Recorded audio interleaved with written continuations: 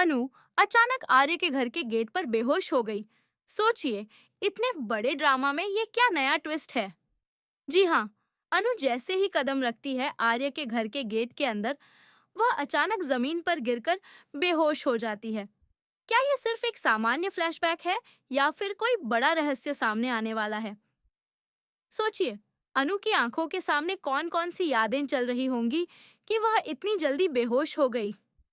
जैसे ही अनु गिरती है, गार्ड और आसपास के लोग घबरा जाते हैं, लेकिन वह किसी की मदद के बिना ही धीरे-धीरे उठाने की कोशिश करती है। वहीं मीरा अपनी चालाकी दिखाने से पीछे नहीं हटती। क्या उसने जानबूझकर अनु को परेशान करने की योजना बनाई है? आर्य को जैसे ही पता चलता है कि अनु की कॉल रिसीव नहीं हो रही, वह परेशान होकर मीरा से संपर्क करता है और मीरा, जैसे हमेशा, अपनी ड्रामाफुल स्टाइल में कहती है कि अनु अपने घर चली गई है। सोचिए, क्या आर्य अब भी मीरा की बातों पर भरोसा करेगा या उसके अंदर शक की आग और भड़क जाएगी? अनु जब धीरे-धीरे होश में आती है, उसके शरीर और दिमाग में हल्की-हल्की चक्कर आने लगती है। वह खुद को संभालते हुए बाहर निकलती है, लेकिन गेट के पास खड़े गार्ड की नजर में आते ही वह अचानक दौड़ती हुई अंदर चली जाती है। क्या गार्ड को पता है कि अनु क्यों भाग रही है? नहीं, और यही उसकी सुरक्षा को खतरे में डाल देता है। बाहर से देखने पर सब कुछ सामान्य लगता है, लेकिन अंदर की स्थिति बेहद नाजुक है।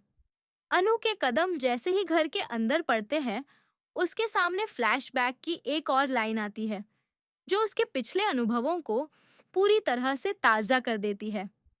अब सोचिए, आर्य की मॉम को जब पता चलता है कि अनु आई है, तो उनके दिमाग में क्या चल रहा होगा? वो नीचे आती है, लेकिन बाहर जाकर नहीं देखती। क्या ये उनका इंटेंशन है या किसी चीज से डर? और वहीं मीरा अपनी चालाकी से अनु को उठवाकर वापस उसके घर भिजवा देती है। अनु की हालत देखते ही उसके मम्मा पापा घबरा जाते हैं।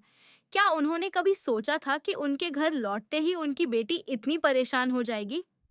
इस बीच आर्य बार बार कॉल करता है और मीरा बार बार अपनी दलील देती है। सोचिए, मीरा की हर बात अनु और आर्य के बीच की दूरी को और बढ़ा सकती है।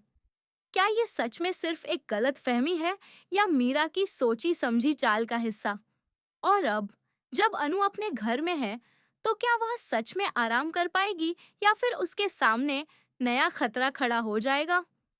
वहीं दूसरी तरफ अनु को बचाने की जिम्मेदारी एक बार फिर उसके ही कदमों में आ जाती है। जैसे ही वह आर्य के घर के पास वापस आती है, एक अजीब सा डर उसे घेरे में ले लेता है।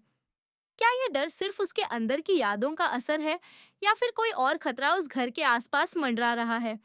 और अगर वही खतरा सच में उसके सामने आता है, तो क्या अनु उस स्थिति से बाहर निकल पाएगी या फिर बेहोशी फिर से उसकी पकड़ में लेगी? तो भाई, अनु के लिए ये दिन जितना रोमांचक है, उतना ही खतरनाक भी बनने वाला है। हर कदम पर नए ट्विस्ट, हर मोड़ पर नए ड्रामा और हर सांस के साथ नई उलझन। क्या अनु आर्य के घर में खुद को संभाल पाएगी या फिर मीरा की साजिश उसे फिर से घेर लेगी? क्या आर्य समय रहते उसकी मदद कर पाएगा या फिर सब कुछ देर हो जाएगी? तो तैयार हो जाइए, क्योंकि अगले पल में हम देखेंगे कि अनु की ये बेहोशी और आर्य की चिंता किस मोड़ पर जाकर पूरी कहानी बदल देगी। क्या आप सोच सकते हैं कि अगली बार जब अनु के कदम आर्य के घर में पड़ेंगे, तो वहां क्या बड़ा ड्रामा होने वाला है?